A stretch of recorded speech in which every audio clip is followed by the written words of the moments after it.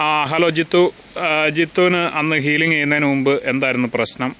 അന്ന് ഉണ്ടായിരുന്ന പ്രോബ്ലം എന്തായിരുന്നു? എന്താ നമ്മൾ ചെയ്ത് എത്ര സമയം ചെയ്തു എന്ന് പറയാമോ?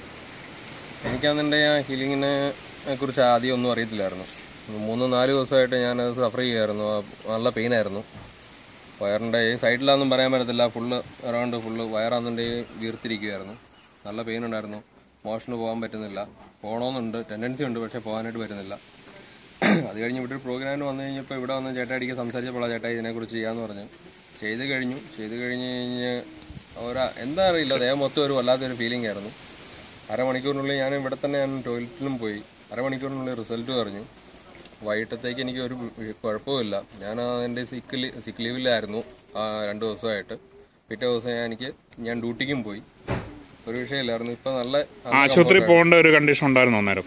നൈറ്റ് ഞാൻ ആംബുലൻസ് വിളിച്ച് 999 വിളിച്ച് പോയേക്കാമെന്ന് വിചാരിച്ചൊരു സിറ്റുവേഷൻ ആയിരുന്നു. കാരണം ഞാൻ ചെയ്തുകൊണ്ടിരുന്ന ഡ്യൂട്ടിയുടെ അന്ന് ഉച്ചയ്ക്ക് അവിടുന്ന് തന്നെ സിക്ക് വിളിച്ചിട്ടാണ് ഞാൻ വീട്ടിൽ വരുന്നത്. വീട്ടിൽ വന്നിട്ട് എനിക്ക് തീരെ വയ്യാതിരുന്ന ഒരവസ്ഥയിലായിരുന്നു. പിന്നെ ഞാൻ പെയിൻ കില്ലറും കാര്യങ്ങളെല്ലാം കഴിച്ചിട്ടാണ് ഞാൻ ഒന്ന് ചെറുതായിട്ട് റിലീഫ് കിട്ടിയത്. Okay, thank you. ഇത് പിടിച്ചോടാ. ജിത്തുവിന് വയറ്റിൽ ഇങ്ങനെ വയറിങ്ങനെ വളരെ ഗ്യാസ് കെട്ടിയിരുന്ന ഒരു രീതിയിലാണ് വന്നത്. ഒരു 4 ആഴ്ചയായി കാണും.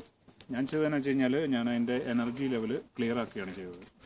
പ്രാണിക് ഹീലിംഗ്, റേക്കി എന്നുള്ള 2 സിസ്റ്റം ഉപയോഗിച്ചുകൊണ്ട് ഹീൽ ചെയ്തു. അന്നേരം തന്നെ വയറിൻ്റെ അകത്തുനിന്നൊരു റിലീസിങ് തോന്നി.